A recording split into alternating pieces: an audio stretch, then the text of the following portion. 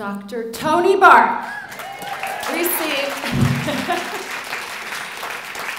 received her MD from Rush University in 1986, trained in pediatrics and rehab medicine at University of Illinois and New York University, directed the pediatric emergency room at Michael Reese Hospital in Chicago, followed by going back to school to study different forms of holistic medicine.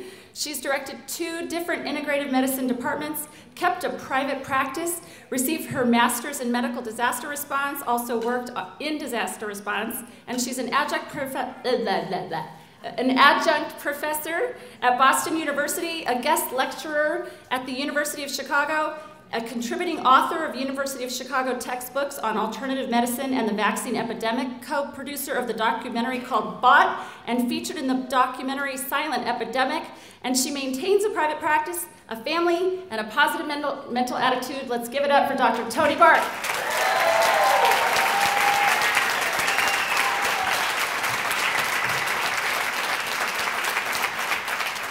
It's not necessary, but if you like to stand, go ahead.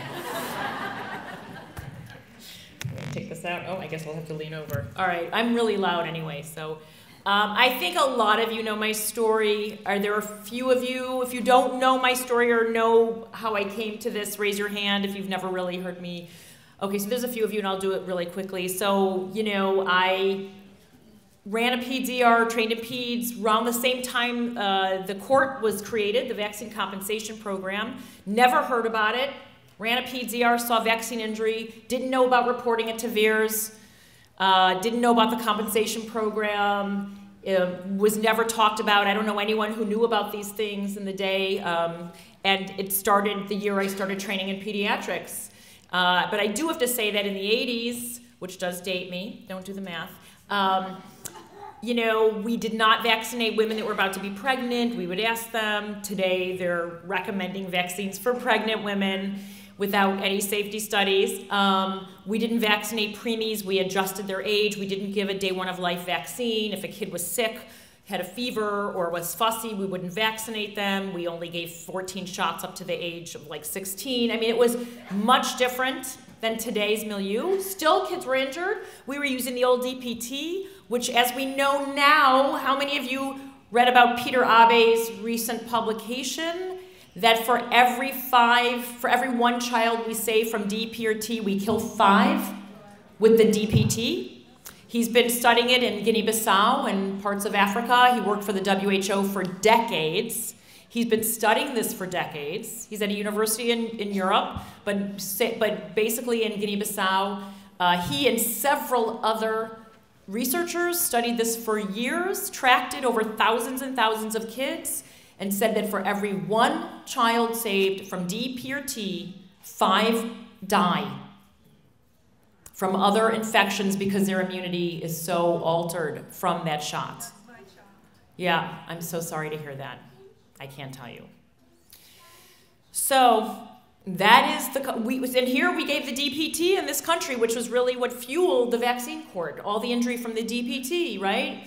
And we had doctors telling us and still say it's safe and effective. Yeah, if you don't mind killing 5 kids for every 1 you save.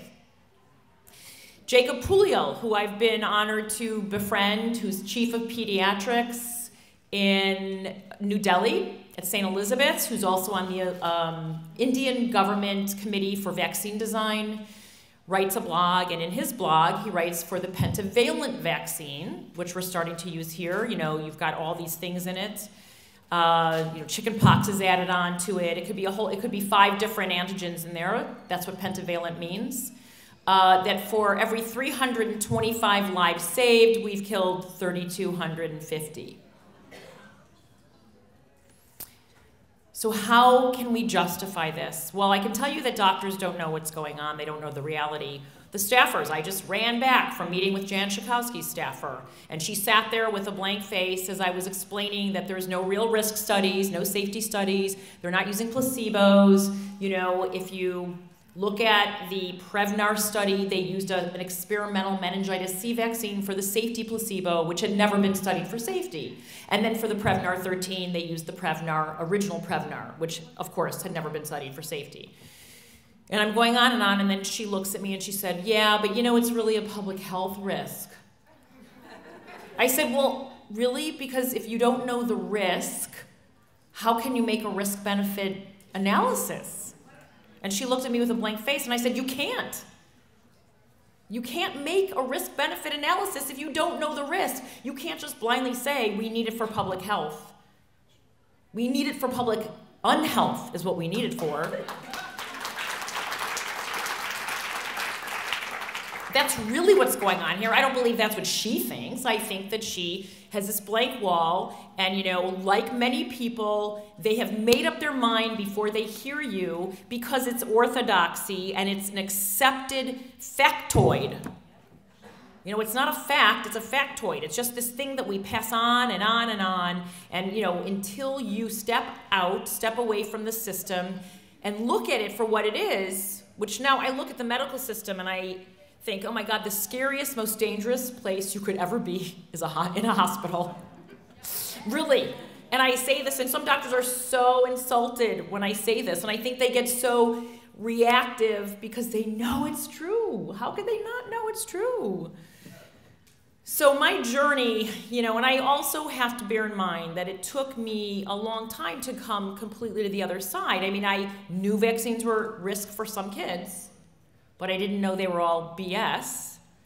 I didn't know that the whole system was based on, a crumbled foundation with stories, with fairy tales. I didn't know that. I know that now, but you can't get somebody to go from here to there with, just explaining this. But hopefully they're open and they're listening. I mean, it should be able to seep in that if we don't have safety studies, then we don't really know a risk-benefit ratio.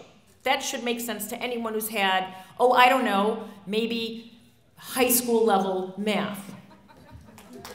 I'm just guessing. You don't need a graduate school degree to understand that concept.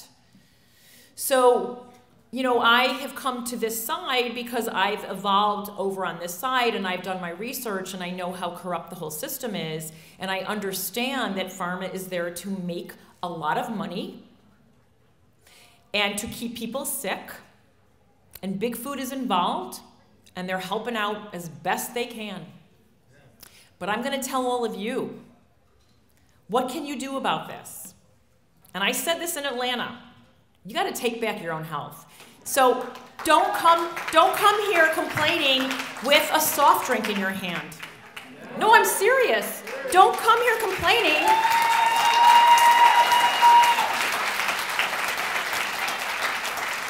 Don't come here complaining with a soft drink in your hand.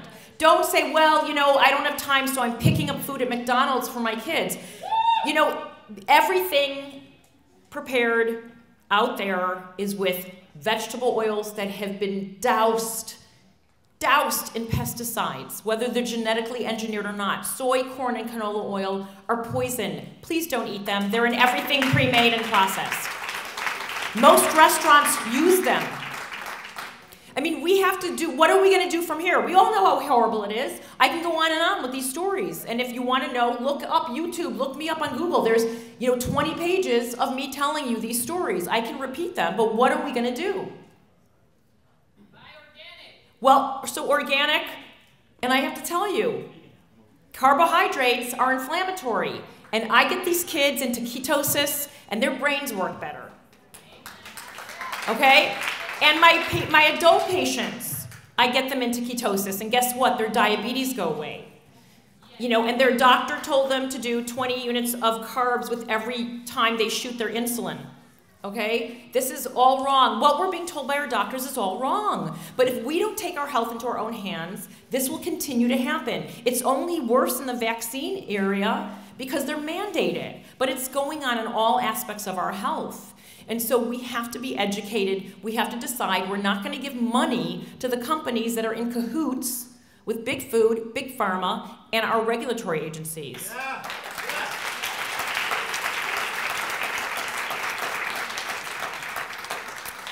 So that's where we're going to go from here. Because these kids can get better for the most part. There are kids I know who can't.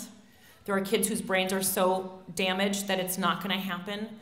But for many kids, they can get better, and for many adults, with MS, with dementia, with diabetes, with autoimmune diseases. They can get a lot better. All I can tell you is anything that reduces inflammatory markers to zero reduces inflammation in the brain.